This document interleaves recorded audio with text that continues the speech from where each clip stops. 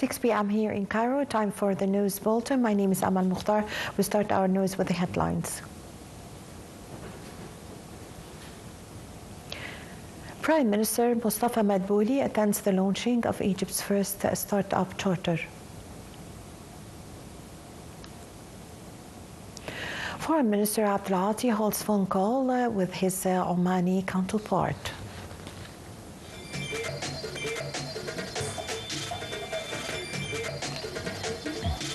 And Israeli occupation forces continue violations of the ceasefire.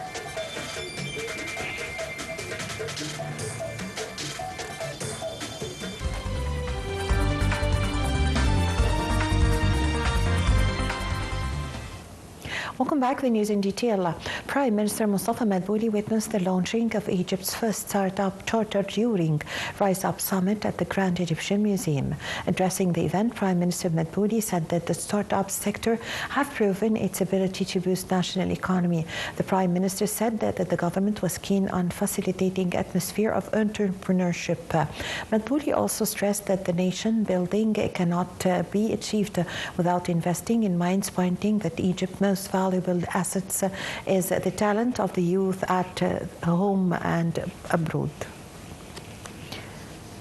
The Prime Minister said that the government, in line with the directives of President Abdel Fattah al-Sisi, has over recent years taken sustainable steps to improve the business environment for startups, noting that the charter serves as a strategic roadmap to strengthen entrepreneurship to become more flexible and respond to global challenges.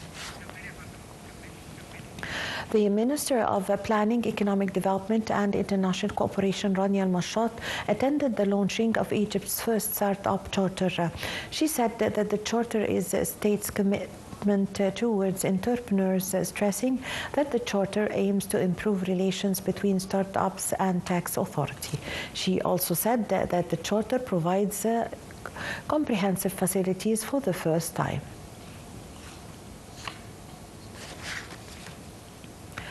Minister of Foreign Affairs Badr Abdul Ati held a phone call with his Omani counterpart Badr al-Busaidi in the framework of the continuous coordination between the two countries.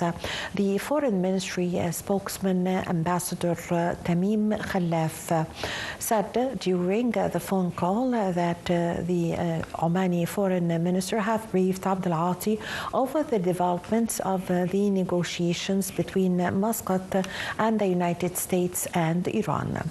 Foreign Minister Abdul Ati also expressed the appreciation to the important role that Oman is playing in hosting negotiations, stressing that Egypt will continue its intensive efforts for de-escalation and containing unrest in the region. For his part, the Omani top diplomat have praised the Egyptian continuous efforts and contacts with the concerned parties over recent weeks that paved the way for the negotiations and also prevented sliding into new waves of unrest in the region.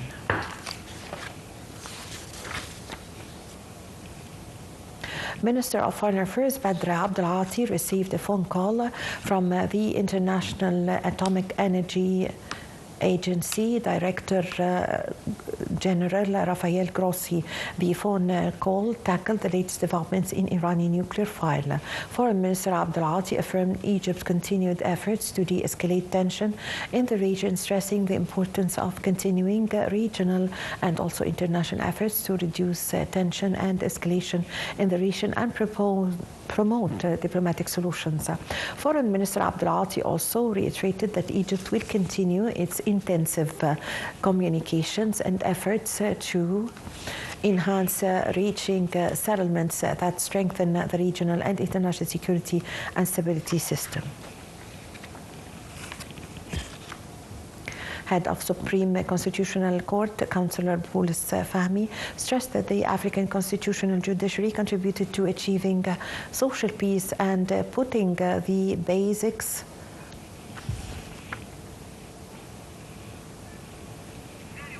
of rights, freedoms, and social equality, expressing his aspiration to achieve more stability in the African continent. This came during the opening session of the 9th Cairo Conference of Presidents of Constitutional and Supreme Courts. In addition to African Constitutional Councils participated by 28 countries and a number of international organizations that are concerned with the constitutional judiciary. The conference aims to strengthen judicial and constitutional cooperation and promote dialogue and citing a U.S. official and diplomats from 4 countries that are on the board, Axios reported that White House is planning the first leaders meeting for U.S. President Donald Trump's so-called Board of Peace in relation to Gaza on 19th of February. The plans for the meeting, which would also be fundraising conference for Gaza reconstruction, are in early stages and could still change.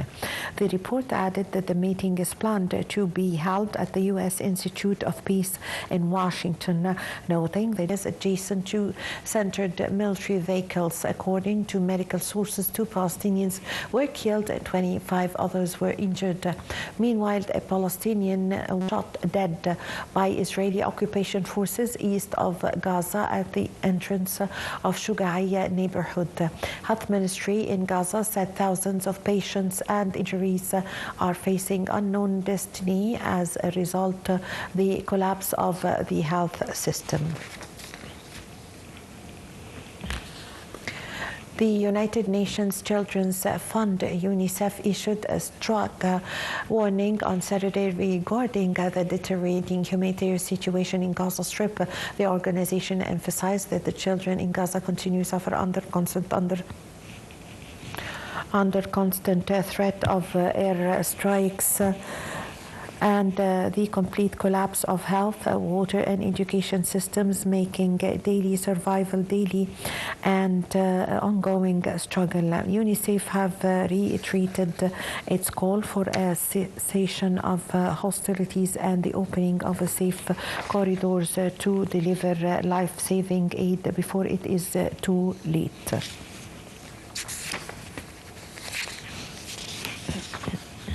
Israeli occupation forces have carried out multiple operations across occupied West Bank on Saturday. According to Wafa news agency, the Israeli occupation artillery knew targeting the eastern areas of Khan Yunis south of the Gaza Strip. Artillery continued shelling in areas adjacent to centered military vehicles. According to medical sources, 2 Palestinians were killed, 25 were injured. Meanwhile, a Palestinian was shot dead by Israeli occupation forces east of Gaza at the entrance of Shugaiya neighborhood. Health Ministry in Gaza said thousands of patients had injuries and are facing unknown destiny as a result of collapse of health system.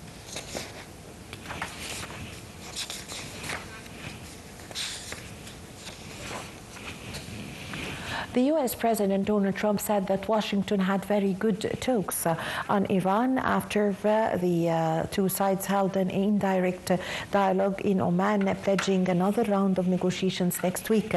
Iran, for its part, said it expected to hold more negotiations with the United States, hailing a positive atmosphere during a day of talks in Muscat with an American naval group led by an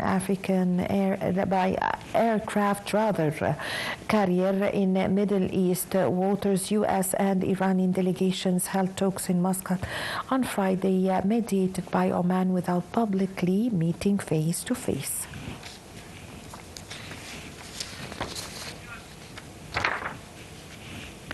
Iran's Foreign Minister Abbas Araghchi described the atmosphere of talks with the United States as positive. He noted that two sides had agreed to proceed with the negotiations and that the way forward would be decided after negotiators held consultations within their respective capitals. Araghchi expressed hope that Washington would refrain from threats and pressure so that the talks can continue. The top diplomat insisted that the discussions were focused exclusively on the nuclear issue.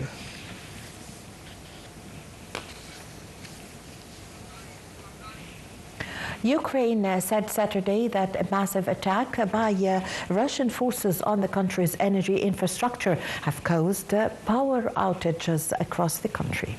Russia have pressed on with its military operations in Ukraine in recent days, despite the two countries holding U.S.-brokered talks to end the nearly four-year-long war. Ukrainian officials have accused Moscow of deliberately targeting energy infrastructure, causing outages that have left hundreds of thousands of people without lighting or heating in temperatures well below zero.